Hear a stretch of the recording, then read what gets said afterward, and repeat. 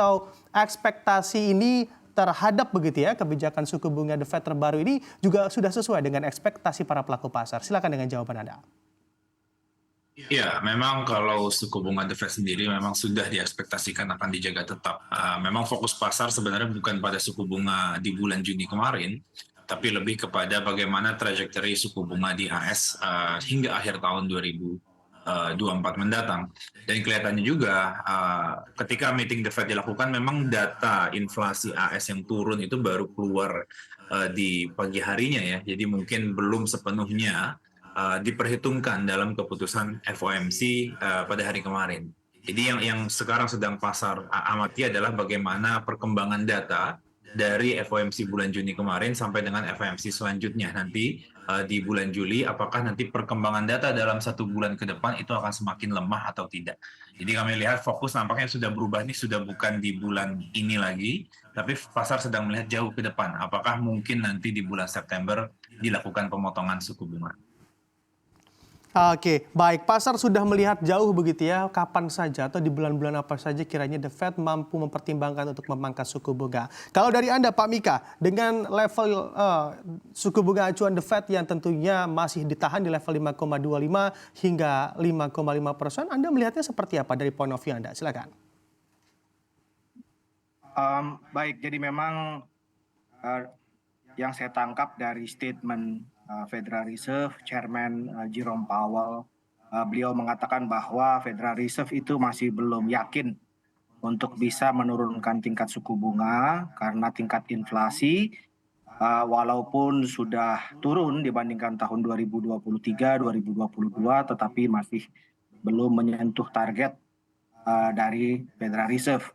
Kalau saya mencoba melihat dari apa yang sudah dilakukan oleh bank sentral negara maju yang lain, yaitu Bank of Canada dan juga European Central Bank yang telah menurunkan tingkat suku bunganya pada minggu lalu, tampaknya Federal Reserve menunggu big figure dari inflation itu turun di kisaran 2%. Baru dia merasa comfortable untuk menurunkan tingkat suku bunga. Karena saya lihat itu yang dilakukan oleh Bank of Canada dan juga ECB.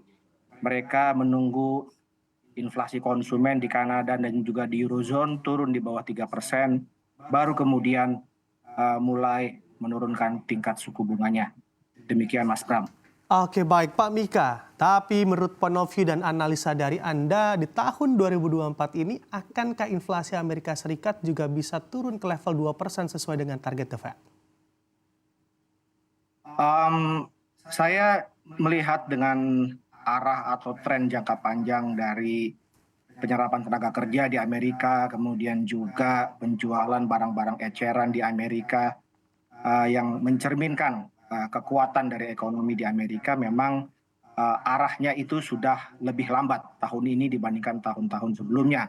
Saya pikir ini juga dampak dari tingginya tingkat suku bunga di sana yang naik dari 0,25 ke 5,5%.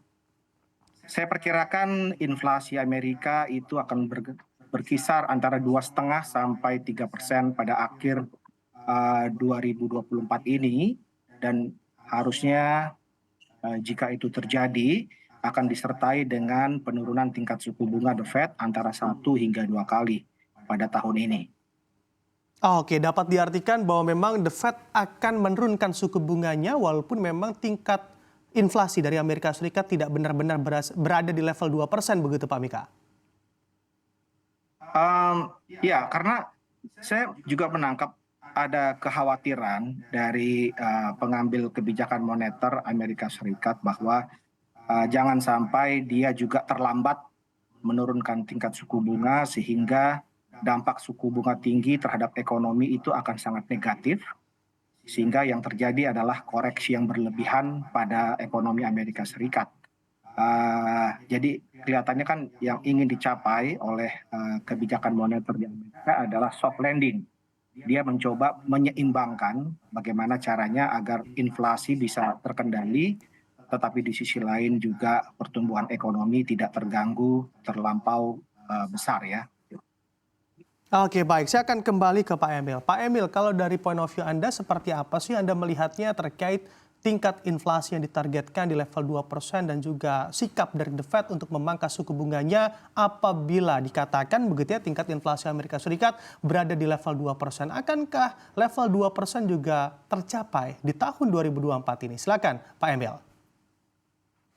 Iya, mungkin sekarang diskusi di pasar sedang membicarakan apakah target 2% itu sendiri masih relevan. Karena memang angka 2% sendiri itu tidak pernah ada di dalam textbook ya, maupun The Fed dan central bank lain itu semua menggunakan target inflasi yang berbeda-beda. Misalkan BI memiliki target inflasi 2,5% plus minus 1. Kemudian The Fed itu awalnya dia hanya menggunakan single number, itu di 2%. Kemudian sejak kemarin inflasi melonjak tinggi, dia menggunakan yang namanya average inflation targeting. Nah memang ini semua dinamis. Bukan tidak mungkin bahwa dalam beberapa bulan ke depan ini target 2% mungkin sudah tidak disinggung lagi. Bahwa inflasi turun itu adalah target utama The Fed. Atau mungkin nanti di sekitar 2% atau menuju 2%. Jadi ini bukan angka yang saklek ya satu angka, tapi lebih kepada proses gradual menuju ke arah 2% yang menjadi target The Fed. Nah sehingga ketika nanti target ini dikomunikasikan mulai berubah, itu ekspektasi kami adalah The Fed sendiri sudah bisa mulai memotong suku bunga. Karena jika memang inflasi, tren globalnya inflasi ini akan tetap tinggi dalam jangka waktu yang lama, ini tentu target 2% rasanya belum akan dapat dicapai di tahun ini. Butuh waktu lebih lama, bahkan kalau dari The Fed sendiri, itu memproyeksikan bahwa inflasi baru akan mencapai angka 2% itu di tahun 2026. Apakah The Fed akan menunggu 2026 lalu baru memotong suku bunga? Nampaknya tidak. Jadi tetap kami melihat pemotongan suku bunga The Fed masih sangat dimungkinkan walaupun inflasi saat ini masih relatif tinggi ya, mendekati 3% untuk komponen PCE inflation. Oke baik, Pak Emil, walaupun memang dari beberapa pejabat The Fed berkomentar begitu ya bahwa memang di bulan Desember nanti ada sedikit peluang untuk menurunkan suku bunganya di level 25 basis point lagi. Apakah ini juga Anda melihat akankah lebih cepat dari bulan Desember? Ya, kalau kita lihat dari masing-masing FOMC member ya, atau yang dikenal dengan dot plot memang cukup beragam.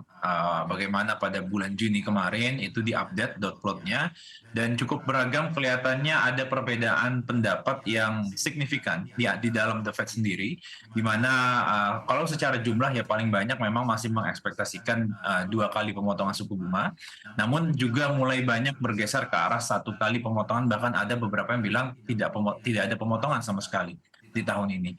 Tapi kami lihat peluang pemotongan masih cukup terbuka, bisa dimulai dari bulan September. Kalau sekarang kita lihat dari konsensus pasar sudah memperkirakan di bulan September.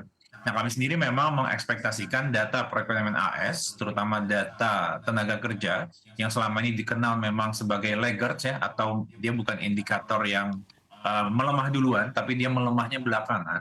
Itu kami perkirakan akan mulai melemah di bulan Juli hingga Agustus nanti, sehingga pada bulan September nanti The Fed kami perkirakan sudah bisa mulai memotong suku bunga.